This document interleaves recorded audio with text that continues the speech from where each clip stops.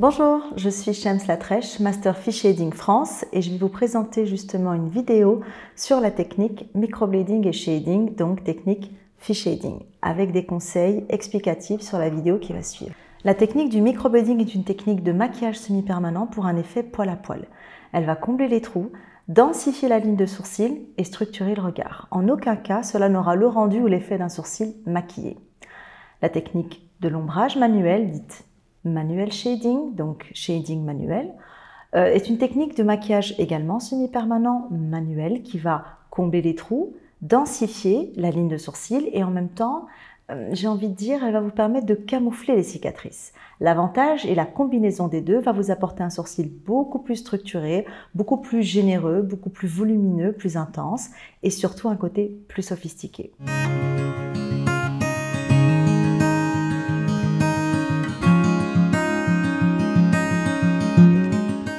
Avant tout, donc forcément, on se lave les mains, un lavage de mains de 30 secondes au minimum. On porte des gants en nitrile, pas de gants en latex, les personnes peuvent être allergiques, et pas de gants en vinyle également. Voilà, pour la préparation, c'est la base.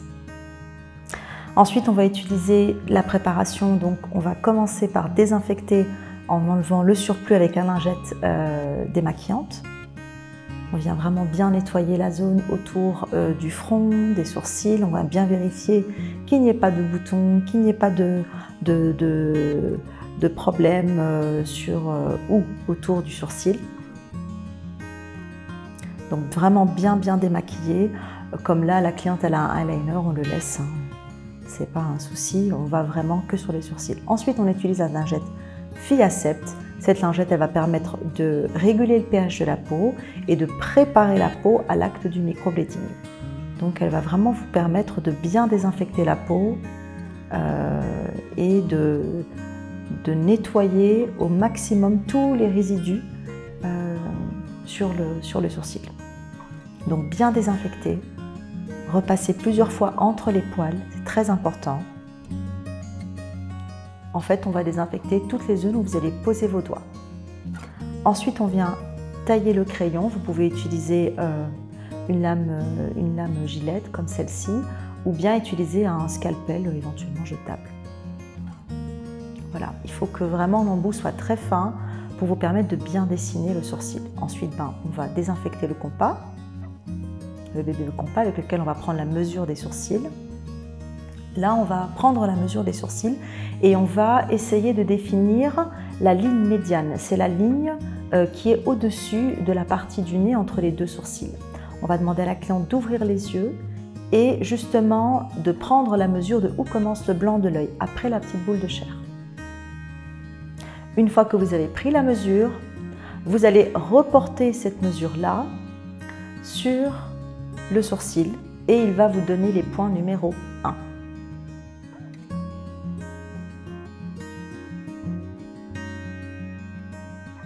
Ensuite, nous allons définir la fin de la ligne de sourcil, celle qui va vraiment définir la fin de la base des cils. Moi, je me prends toujours en compte la fin de la base ciliaire qui va permettre de vous définir la fin justement de votre sourcil. Et on fait exactement la même chose de l'autre côté. C'est le conseil que je recommande, mieux que par rapport à celle du nez. Ensuite, on va prendre la mesure du point 1 au point 3. Donc la distance du début du sourcil à la fin du sourcil et on vient simplement reporter cette valeur-là de l'autre côté et vérifier que ce soit exact. Ensuite, on va définir le point numéro 2. C'est le point le plus haut de la ligne de sourcil avec votre compas. Et on vient placer le crayon juste devant le compas. On reporte la valeur et on fait ça de l'autre côté du sourcil. Et on vient également définir le point le plus haut, le point 2. Ensuite, on vient poser son compas sur le point 3 et on vient définir le point numéro 5. Et on fait pareil de l'autre côté. On prend la distance entre le 2 et le 3 et là, on vient marquer le point numéro 6. On fait exactement la même chose de l'autre côté et on vient marquer également le numéro 6. Voilà. Pour définir le point 4, c'est là où commence vraiment la base, la naissance de l'ossature. Donc on vient définir le point 4 en fonction du toucher et là où démarre la naissance des poils. Ensuite, avec le crayon, on vient placer le crayon au-dessus du point 2 et on vient faire glisser et on va sentir un petit canal suborbital, un tout petit creux que tout le monde a. Vous pouvez repasser plusieurs fois pour vérifier que vous êtes bien au bon endroit. Ensuite, on vient relier le point 1 vers le point 5. On prend le temps, on tire bien la peau, c'est très important. Voilà, bien tirer la peau, c'est la base pour bien définir votre ligne. Fiez-vous à votre point 5 et au suivi du poil et du mouvement naturel de la cliente. Donc on relie les points entre eux. On fait des mouvements de va-et-vient avec le crayon et on tire bien la peau pour définir la ligne.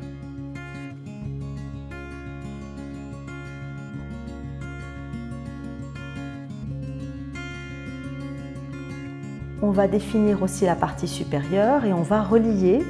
Je commence par le centre du sourcil, c'est beaucoup plus simple, pour ainsi le relier jusqu'au point numéro 2. Donc là, il y a un tout petit écart qu'on va pouvoir après corriger, je vais vous montrer dans la vidéo. Voilà, bien relier le point numéro 1.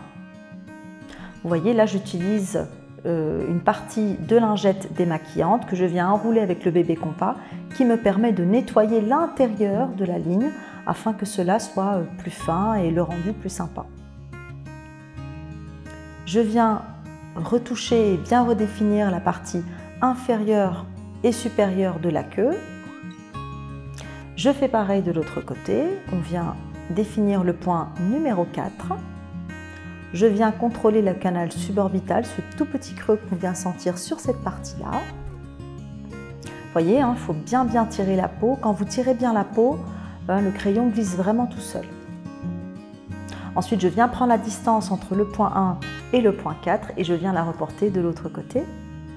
Et là, je relie le point entre eux. Tirez bien la peau, gardez votre crayon à 90 degrés et ça va vous permettre de relier les points entre eux. Tout doucement, prenez votre temps. Tirer la peau, c'est la base.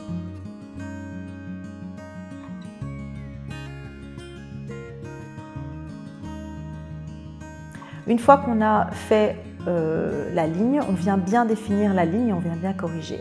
Ensuite, je vais utiliser l'application FIAP pour venir vérifier la prise de mesure. Donc, pour l'application FIAP, la ligne blanche, elle vient se passer sur la base ciliaire. Ensuite, avec les lignes horizontales, on va venir checker les points 4, on peut venir checker les points 5 et les points 3. Et on va pouvoir également vérifier les points numéro 1 et les points numéro 2. Avec les lignes horizontales, on va pouvoir refaire une double vérification des points 1 et 4 s'ils sont bien dans l'alignement et des points 2 également. Une fois que c'est bon, vous la sauvegardez dans votre galerie. Ensuite, on procède à l'épilation. Donc, bien tirer la peau également. On utilise la pince à épiler fibrose. Et là, je viens définir la spine au crayon. Je fais pareil de l'autre côté, vous voyez. Je viens bien définir la spine. Je vais utiliser le marqueur pour faire le contour de ma ligne. Ce marqueur va vous permettre quand vous allez essuyer le microblading, vous allez garder des traces du contour de votre sourcil. Ensuite, je vais utiliser l'aiguille Blade and Shade, microblading et shading. Je viens ouvrir et préparer la bague. On a un compartiment pour nettoyer le surplus et le résidu et un compartiment aussi, s'il y a quelque chose qui gêne, vous pouvez le nettoyer. Donc je viens utiliser le Brand 2 pour cette cliente. On vient et une toute petite quantité de pigment, je vous montre la quantité dont vous avez besoin. Et ensuite, on commence. Très important de bien trianguler la zone. Et là, je vais commencer à faire les premiers traits de la tête. Si j'ai un peu plus de pigment, je peux reprendre directement dans le trait que j'ai créé pour faire un autre trait. Et donc là, on commence par les traits de la tête. Voilà, on prend le temps, bien tirer la peau, bien isoler la zone où vous allez travailler. Ensuite, je vais préparer tout doucement la transition et je vais commencer les poils supérieurs. À la moitié de chaque trait, on vient réinsérer un autre trait. Je viens placer les poils intersourciliers jusqu'à la spine. Dans le cas où, comme ici, votre cliente peut saigner un peu plus, hein, c'est dû à le flux sanguin ou évidemment éviter de prendre trop de café ou d'alcool la veille d'un traitement. Donc là, on va procéder ensuite aux poils intersourciliers, ceux qui sont à l'intérieur de la ligne. Hein, vous voyez, c'est très important. Et ceux qui sont placés à l'intérieur, sur la partie inférieure, on vient également les rejoindre dans la spine. Ensuite, on vient appliquer du pigment en masque. On frotte et on tire bien la peau pour faire pénétrer le pigment. Et on va commencer l'autre sourcil. L'autre côté, c'est la même chose. On isole bien la zone. On commence par les traits de la tête. Pareil, on fait la transition, les poils supérieurs. À la moitié de chaque trait, on vient replacer un trait. Si j'ai trop de pigment, je peux prendre le pigment dans le trait précédent. Ensuite, je viens faire les poils inférieurs jusqu'à la queue. Là, je viens insérer mes poils intersourciliers, ceux qui viennent se connecter entre les traits et à l'intérieur de la ligne. Donc là, je viens insérer les poils intersourciliers de la partie inférieure du sourcil. Je viens ensuite appliquer du pigment en masque et je vais pouvoir faire le second passage sur l'autre sourcil. Là, vous voyez, je mets une toute petite quantité de pigment et je viens faire des tout petits mouvements de va-et-vient pour bien intensifier le trait. Là également, on fait les poils supérieurs et je viens repasser délicatement sur chaque trait. Tous les traits doivent être repassés jusqu'à ce que le trait soit foncé comme la couleur du poil naturel. C'est très important de bien tirer la peau durant cette étape et de ne pas hésiter à soulever les poils comme vous voyez là entre le pouce et l'index afin de vous laisser un peu plus d'espace pour repasser sur les traits. Ensuite, je vais faire l'autre sourcil. Donc là, on repasse délicatement également. On met une toute petite quantité de pigment précise et on tire bien la peau. Là également, on repasse sur les poils supérieurs et on prend le temps. La vidéo là, elle est un peu accélérée, mais on prend le temps. Et on repasse délicatement sur chaque trait. N'hésitez pas, quand vous avez des poils, à les repousser entre le pouce et l'index pour vous frayer un petit chemin. Voilà, on repasse sur tous les traits. Tous les traits doivent être repassés, on n'en oublie aucun.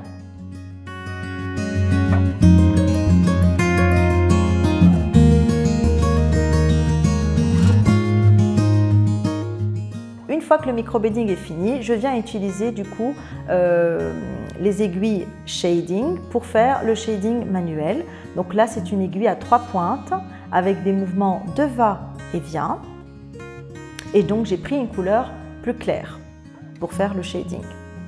Donc là, c'est des petits mouvements de va-et-vient qui vont vous permettre justement d'apporter de l'intensité, un côté un peu plus sophistiqué et de pouvoir combler les trous. Donc c'est important de bien tirer la peau et le shading doit toujours être effectué entre les traits, pas sur les traits. Donc on démarre dans la spine, sur la partie centrale du sourcil et entre les traits. L'autre particularité, nous n'essuyons pas quand on fait du shading, on laisse le shading poser et ensuite on peut attaquer l'autre sourcil. Donc là pareil, je démarre toujours au centre du sourcil et je viens travailler dans la spine avec des mouvements de va-et-vient. C'est vraiment important de prendre le temps de bien faire des petits mouvements de va-et-vient. Hein, vous voyez, il n'y a quasi pas de sang. On prend vraiment le temps de faire des petits mouvements serrés les uns à côté des autres. Voilà, et on vient bien combler les trous dans la spine et entre les rangées. Dans les rangées inférieures, jusque sur la tête. Et ensuite, on essuie l'autre sourcil et on fait pareil de l'autre côté.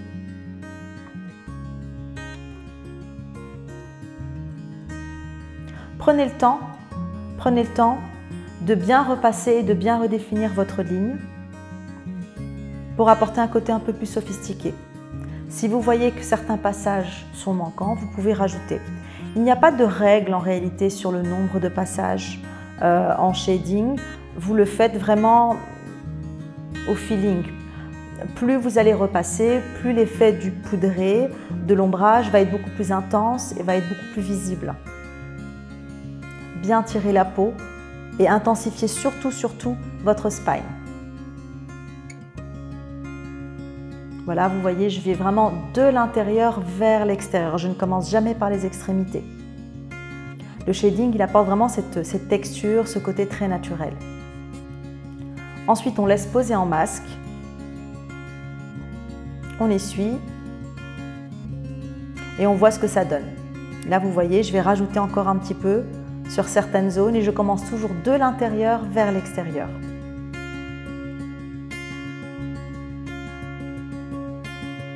La quantité aussi de pigments est différente. On vient vraiment ramasser comme à la petite cuillère, on vient prendre du pigment au fur et à mesure. Et tout ça entre les traits. Le shading manuel s'effectue toujours entre les traits. Et je refais encore un dernier passage check sur l'autre sourcil. Toujours, je démarre dans la spine, très important. Et ensuite, je viens effectuer des mouvements de va-et-vient, très proches les uns à côté des autres. Et de l'intérieur vers l'extérieur. Plus vous allez effectuer un nombre de passages conséquent, plus le shading va être beaucoup plus intense, l'ombrage va être beaucoup plus intense. Donc tout dépend un petit peu du résultat que vous avez envie de donner. Moi, le conseil vraiment que je vous donne, c'est vraiment une technique incroyable quand vous voulez combler des cicatrices et des trous. Là, je viens appliquer le pigment en masque. De l'autre côté également, on applique le pigment de l'autre côté. Vraiment 2 à 5 minutes, c'est suffisant, pas plus. Ensuite, je viens appliquer le Fifaume qui va vous permettre en fait de nettoyer. Il y a la lanthorine à l'intérieur qui permet d'avoir un côté apaisant et qui va raviver la couleur et qui permet vraiment d'enlever tous les résidus de microblading, de maquillage permanent, pardon, pigment. Là, le résultat, il est visible. Et là, vous avez le rendu final. Une combinaison microblading et ombrage manuel pour un effet sophistiqué, naturel et effet wow. J'adore. Merci d'avoir regardé cette vidéo, j'espère qu'elle vous aura été utile. Le conseil que je vous donne, c'est justement de pouvoir pratiquer davantage, de ne pas abandonner. La pratique, elle va vous rendre beaucoup plus constante, meilleure, elle va vous améliorer dans vos lacunes. C'est une technique incroyable qui va vous permettre de créer des choses uniques pour chacune des clientes. C'est un métier illimité dans la créativité et dans la passion. Le résultat, il est au top et c'est une combinaison qui est justement adaptée pour tout le monde. L'avantage, c'est que vous allez pouvoir faire et à la fois du microblading et à la fois du shading manuel selon votre envie et selon la demande de vos clientes. Donc j'espère que cette vidéo vous aura plu et je vous souhaite énormément de succès. N'oubliez pas que la pratique, c'est la clé de la réussite.